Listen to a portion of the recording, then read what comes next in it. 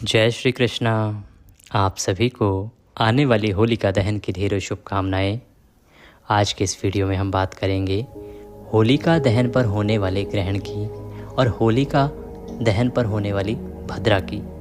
आने वाली जो होली है वो बहुत ही महत्वपूर्ण होने जा रही है।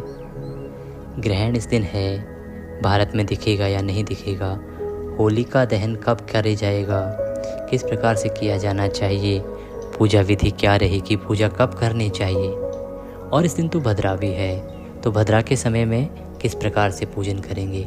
सबसे महत्वपूर्ण बात कि जो ग्रहण है उसका क्या प्रभाव रहेगा, ग्रहण से संबंधित संपूर्ण जानकारी के क्या नियम आपको पालन करने चाहिए, ग्रहण के समय में क्या काम नहीं करना चाहिए, और सबसे विशेष जो गर्भवती माताएं बहनें हैं उनको विशेष रूप से क्या कार्य करने चाहिए और क्या नहीं करने चाहिए, क्या वो खा सकती हैं, क्या नहीं खा सकती हैं, क्या पूजा पाठ करनी चाहिए, सो सकती हैं कि नहीं सो सकती हैं, और ग्रहण में बाकी जो जन हैं उनको किस प्रकार से अपना समय व्यतीत करना चाहिए, घर में कौन कौन से कार्य हैं जो ग्रहण में करना वर्जित बताया गया है, इस ग्रहण का क्या दुष्प्रभाव होने वाला है और दुष्प्रभाव से किस प्रकार से आप बच सकते हैं, ग्रहण कितनी अवधि का होगा, कब से कब तक रहेगा, कहाँ कहाँ दिखाई देगा, इस प्रकार से संपूर्ण जानकारी आपको इस वीडियो के माध्यम से प्रदान की जाएगी। ग्रहण के दुष्प्रभाव से बचने के लिए और होलिका की नेगेटिव एनर्जी से बचने के लिए कमेंट बॉक्स में अवश्य लिखिए जय शिव शंकर, हर हर महादेव। चैनल पर नए हैं तो सब्सक्राइब कर लीजिए, क्योंकि ये एक प्रतिष्ठित ज्योतिष संस्थान का प्रतिष्ठित यूट्यूब चैनल है। और वीडियो यदि थोड़ा सा भी अच्छा लगे तो आप कृपया लाइक अवश्य कर दीजिएगा, क्योंकि आपका एक लाइक हमारे लिए बहुत महत्वपूर्ण होता है। आइए जानकारी आरंभ करते हैं। उससे पहले सबसे पहले हम धन्यवाद करना चाहेंगे अपने उन सभी दर्शकों का जिन्होंने हमें बधाई संदेश भेजा है, क्योंकि हमने आपको कल बताया था कि अभी हम वीडियो अच्छे से रिकॉर्ड नहीं कर पा रहे हैं, क्योंकि अभी हम हॉस्पिटल में हैं, हमें पुत्र रत्न की प्राप्ति हुई है और आप सभी के बधाई संदेश हमें प्राप्त हुए। आप सभी का हम धन्यवाद करते हैं। और आज भी हम रिकॉर्डिंग क्योंकि हॉस्पिटल से ही कर रहे हैं, इसलिए आपको आवाज़ में कुछ अंतर दिखाई और सुनाई दे सकता है। आप कृपया थोड़ा सा कोऑपरेट कीजिएगा और अपना सहयोग दीजिएगा। आइए बात करते हैं आने वाले ग्रहण की और होलिका पर उसके होने वाले प्रभाव की। देखिए, आप सभी जानते हैं कि होलिका दहन जिस दिन होता है ना, उस दिन होलिका की पूजा की जाती है। अब यदि सूतक लगा होगा तो उसमें ना तो होलिका की पूजा की जा सकती है, ना दहन किया जा सकता है। तो इस ग्रहण से संबंधित ये जानकारी कि होलिका पर इसका कितना प्रभाव होने जा रहा है, दहन कर सकते हैं कि नहीं, कब कर सकते हैं, ये आपको बताएंगे।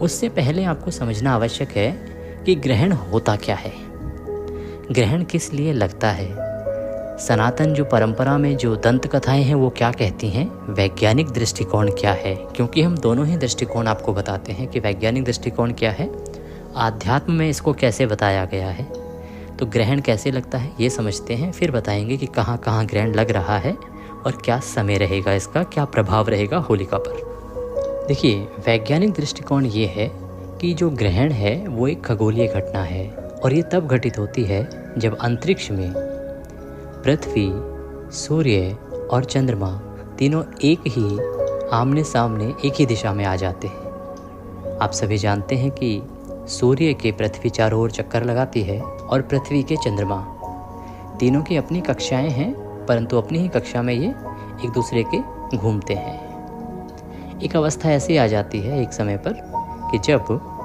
पृथ्वी सूर्य के चक्कर लगाते लगाते सूर्य और चंद्रमा के बीच में आ जाती है। तो उस अवस्था में सूर्य का जो प्रकाश है ना, वो चंद्रमा पर नहीं पड़ता है और सूर्य का प्रकाश चंद्रमा पर नहीं पड़ता है, और उस समय चंद्रमा अंधकार में डूब जाता है, क्योंकि चंद्रमा की अपनी चमक नहीं है, चंद्रमा चमकता है सूर्य के प्रकाश से। वो जो अवस्था होती है जब सूर्य और चंद्रमा के बीच में पृथ्वी आ जाती है, उसको कहते हैं चंद्र ग्रहण, क्योंकि उस समय चंद्रमा पृथ्वी पर दिखाई नहीं देता है। ये अवधि 5 घंटे की भी हो सकती है, 2 घंटे की भी हो सकती है, और इसका जो सूतक है ना, वो ग्रहण से 9 घंटे पहले लगता है। बात करते हैं कि चंद्र ग्रहण के बाद सूर्य ग्रहण क्या होता है। सूर्य ग्रहण वो अवस्था होती है जब चंद्रमा पृथ्वी और सूर्य के बीच में आ जाता है। तो उस अवस्था में क्या होता है कि चंद्रमा सूर्य को जितना ढक पाता है, यदि मान लीजिए पूरा सूर्य को ढक लिया और सूर्य का प्रकाश पृथ्वी पर आना बंद हो गया, तो वो पूर्ण सूर्य ग्रहण कहलाएगा। यदि इस प्रकार की अवस्था बनती है कि चंद्रमा सूर्य के थोड़े ही हिस्से को ढक पाता है, तो वह आंशिक सूर्य ग्रहण, और पूर्ण रूप से ढक लेता है तो पूर्ण सूर्य ग्रहण कहलाता है। एक तीसरा ग्रहण होता है वलयाकार, जिसे इंग्लिश में रिंग ऑफ फायर भी कहते हैं। ये कब होता है? जब चंद्रमा इस प्रकार से सूर्य के सामने आ जाता है कि सूर्य की जो ऊपरी सतह है, गोल सतह, वो चमकती हुई दिखाई देती है और बीच में अंधकार काला दिखाई देता है। तो उससे एक रिंग जैसा, सर्कल जैसा चमकता हुआ प्रतीत होता है। इसको रिंग ऑफ फायर कहते हैं, वलयाकार सूर्य ग्रहण कहते हैं। इस प्रकार से 3 प्रकार के सूर्य ग्रहण होते हैं। ये है वैज्ञानिक दृष्टिकोण कि कैसे होता है सूर्य ग्रहण और कैसे होता है चंद्र ग्रहण। अब बात करते हैं उस दंत कथा की जो प्रचलित है कि चंद्र ग्रहण और सूर्य ग्रहण क्यों होता है। पुराने समय से इन कथाओं के बारे में वर्णन आता रहा है और जो सनातन धर्म को मानने वाले हैं वो काफ़ी लोग इसमें विश्वास करते हैं। इस कथा के अनुसार या इसके अनुसार क्या होता है कि जब आदिकाल में समुद्र मंथन हुआ था, तो समुद्र से जब अमृत निकला था अंत में, तो अमृत को लूटने के लिए देवता और राक्षसों में युद्ध छिड़ गया। सभी अमृत पाना चाहते थे। तब भगवान विष्णु ने मोहिनी का रूप धारण किया था और मोहिनी का रूप धारण करके सभी को मोहित कर लिया था। भगवान का इस पीछे उद्देश्य ये था कि भगवान अपने अनुसार उस अमृत का बंटवारा कर सके।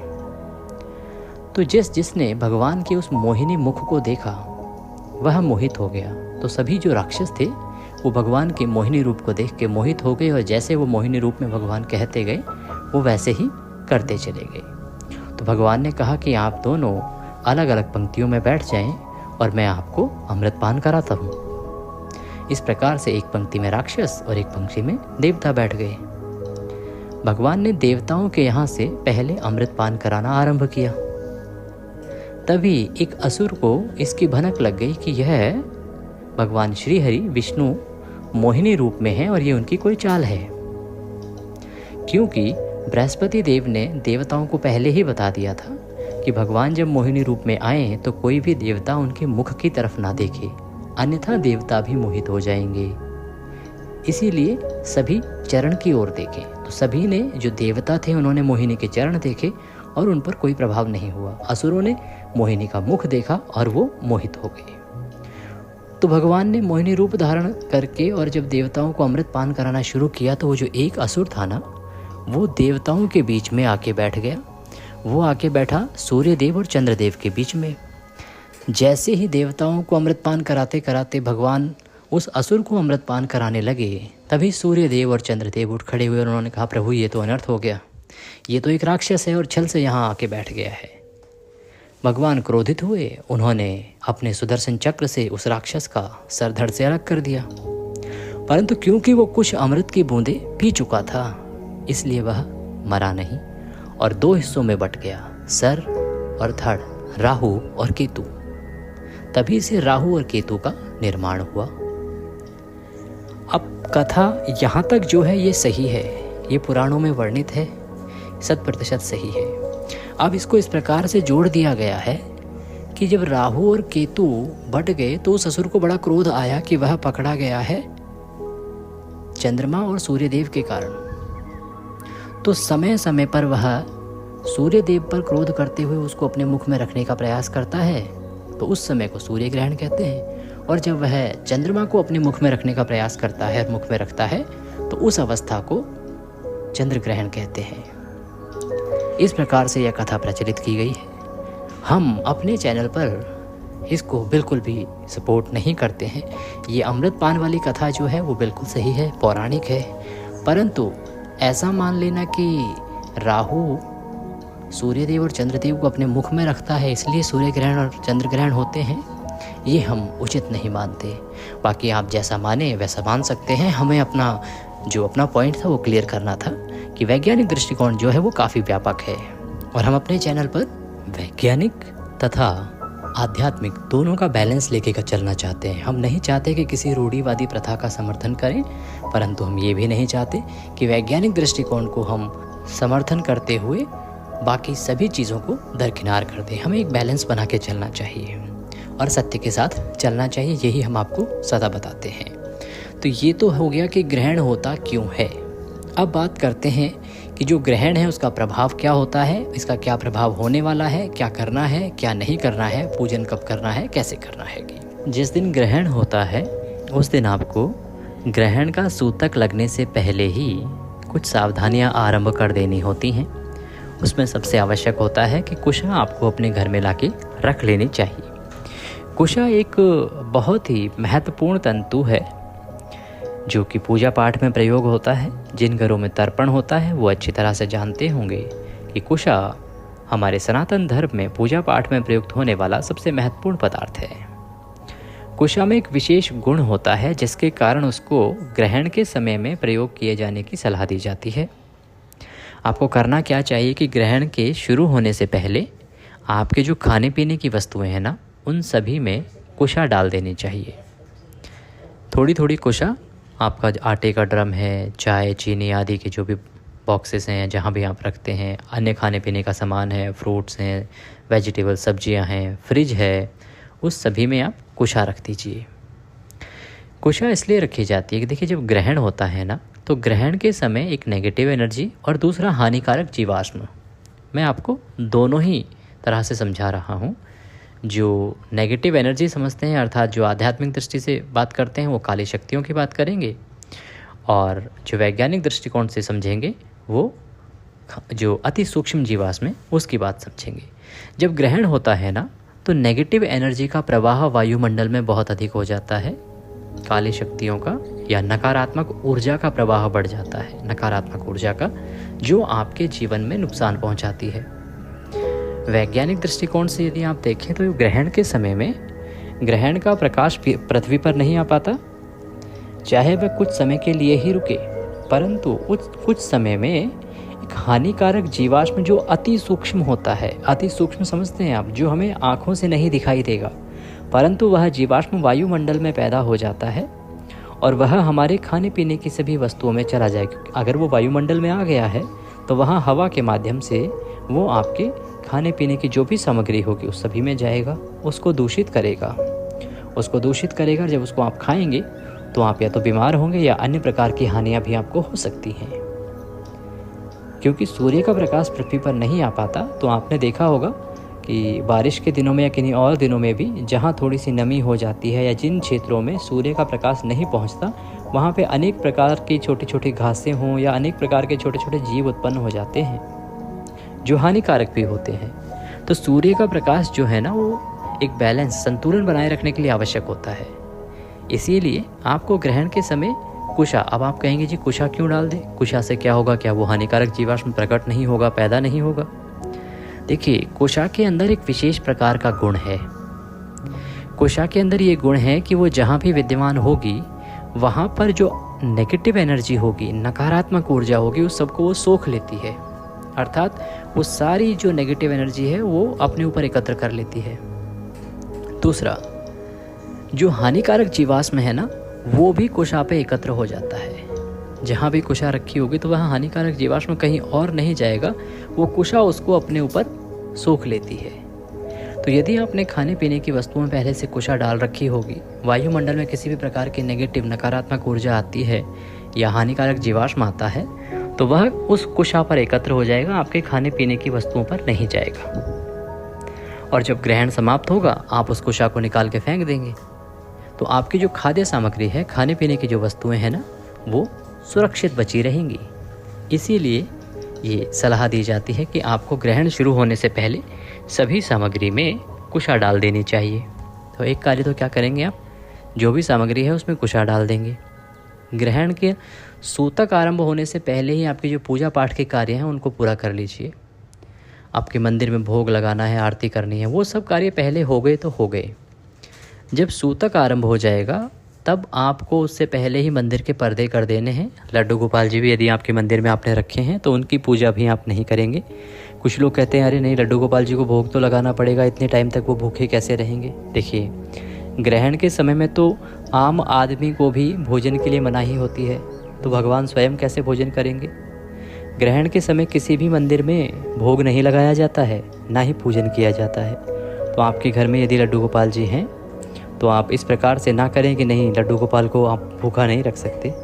ग्रहण के समय किसी भी मंदिर में भगवान को नहीं छेड़ना चाहिए, ना छूना चाहिए, ना भोग लगाना चाहिए, ना आरती करनी चाहिए। ये नियम है, तो ध्यान रखें। आपके घर में मंदिर है तो सूतक लगने से पहले ही मंदिर के पर्दे बंद कर दीजिए। भगवान का आरती आदि का कार्य या तो पहले हो चुका हो, अन्यथा जब ग्रहण समाप्त हो जाएगा उसके बाद जो उचित समय होगा, मान लीजिए रात्रि को, क्योंकि चंद्र ग्रहण है तो रात्रि को समाप्त होगा। अब रात्रि को 2 बजे ग्रहण समाप्त हो रहा है, तो ऐसा नहीं कि आप 2 बजे के बाद नहा के और मंदिर के पर्दे खोल के भोग लगाएंगे, आरती करेंगे। ये अनुचित है। भगवान के शयन का समय है। आप अगले दिन सुबह की जो प्रक्रिया है ना, जब प्रातःकाल उठ के आप आरती करते हैं स्नान आदि करके, वहाँ से शुरू कीजिएगा। तो ये आपको ध्यान रखना चाहिए किस प्रकार से आपको अपने घर के मंदिर में करना है कार्य। सूतक के समय आप खा पी सकते हैं यदि किसी प्रकार की परेशानी है तो, परंतु ग्रहण के समय आपको कुछ भी खाना पीना नहीं चाहिए। ना वैज्ञानिक दृष्टिकोण से, ना ही आधुनिक दृष्टिकोण से आपको इस समय कुछ खाना पीना चाहिए। खाने पीने की मनाही होती है। जो वृद्धजन हैं या गर्भवती माताएं बहनें हैं, उनको आप सावधानी के साथ कुछ खिला सकते हैं, परंतु सावधानी बरतना बहुत ही आवश्यक होता है, क्योंकि गर्भवती माताओं बहनों को बहुत अधिक समय तक भूखा नहीं रखा जा सकता। कई बार ग्रहण 6 घंटे का भी होता है और उनको 6 घंटे लगातार भूखा नहीं रख सकते, तो इसलिए उनको सावधानी से आप खिलाइए। बाकी आपको जो भोजन है वो ग्रहण आरंभ होने से पहले ही कर लेना चाहिए। ये मैं प्रथाओं के आधार पर बता रहा हूँ, जो प्रथाएं बनाई गई हैं ग्रहण को लेके। ग्रहण के समय सामान्य जन को आकाश की ओर, आसमान की ओर नहीं देखना चाहिए। ग्रहण को कभी भी सीधी आंखों से नहीं देखना चाहिए। 2 प्रकार से हानिकारक होता है। आपकी आंखें जो हैं वो, उनको नुकसान हो सकता है। हानिकारक जीवाश्म आपको नुकसान पहुंचा सकते हैं।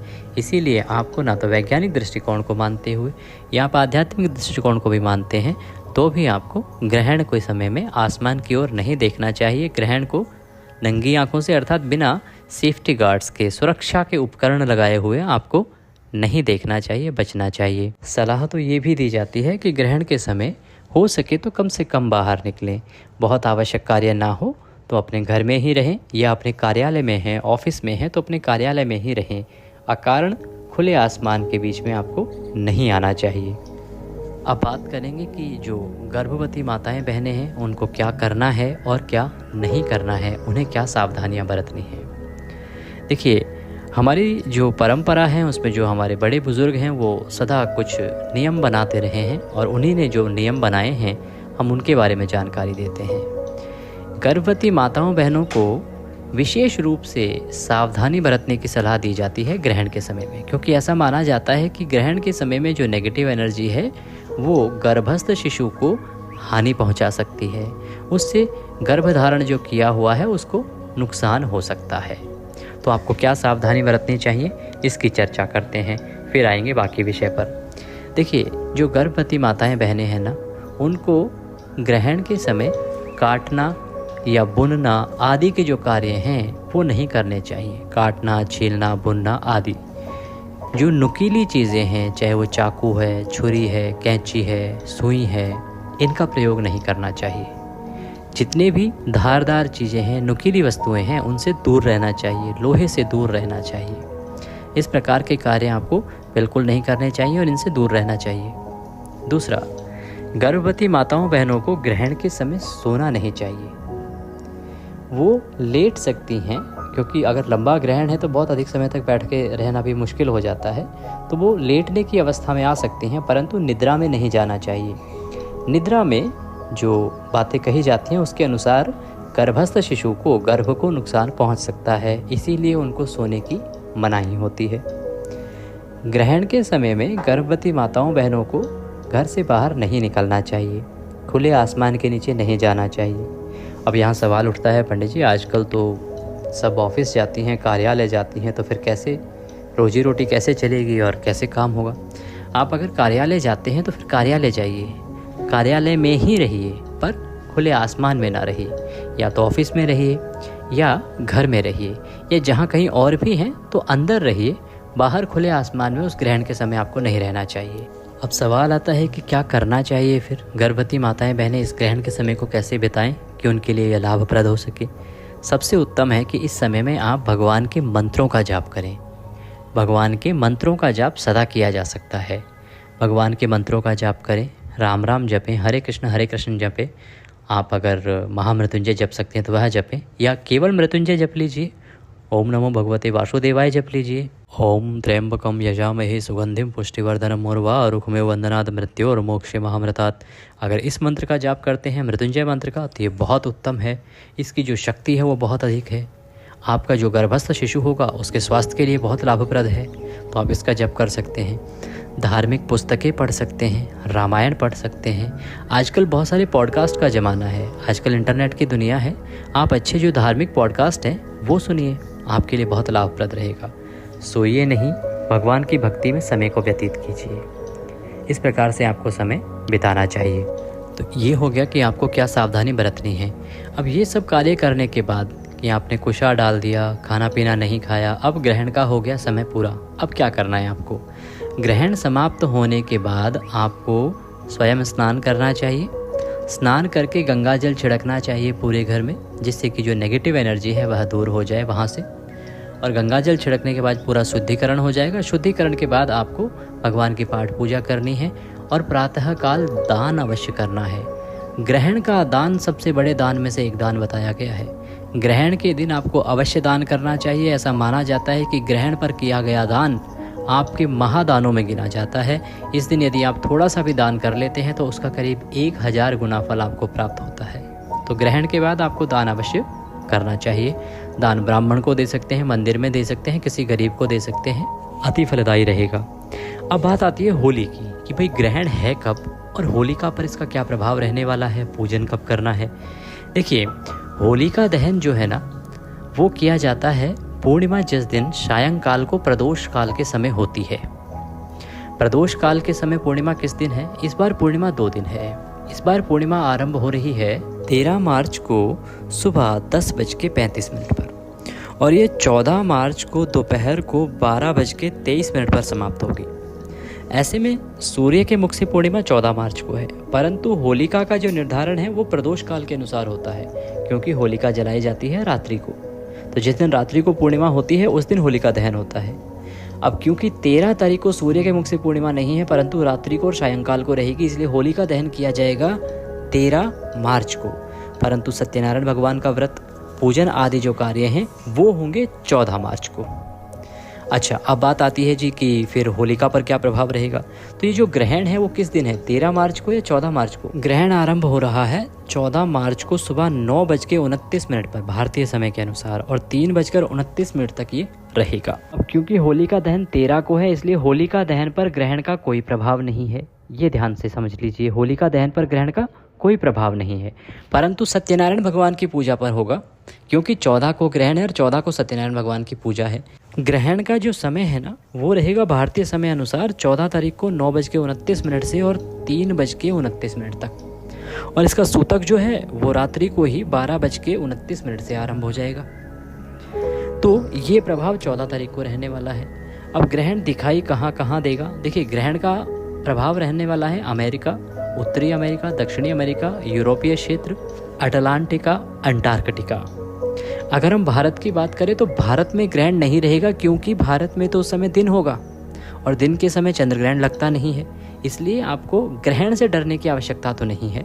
कोई भी यदि आपको डरा रहा है तो आप डरे नहीं। ना तो होलिका पर कोई प्रभाव है ग्रहण का और ना ही सत्यनारायण भगवान की पूजा पर कोई प्रभाव ग्रहण का रहने वाला है। अब क्योंकि ग्रहण ही नहीं है तो सूतक भी भारत में नहीं लगेगा और आपको किसी प्रकार से कोई परेशानी होने नहीं जा रही है। तो ये थी जानकारी ग्रहण से संबंधित कि ग्रहण का होलिका पर क्या प्रभाव है, कैसे रहेगा, क्या आपको सावधानी बरतनी चाहिए। हमने विस्तार से आपको समझाया है। अगर वीडियो थोड़ा सा भी अच्छा लगे तो उसे लाइक अवश्य कीजिएगा। होलिका के दुष्प्रभाव से बचने के लिए कमेंट बॉक्स में अवश्य लिखिएगा। जय शिव शंकर, हर हर महादेव। भगवान सब पर कृपा करें।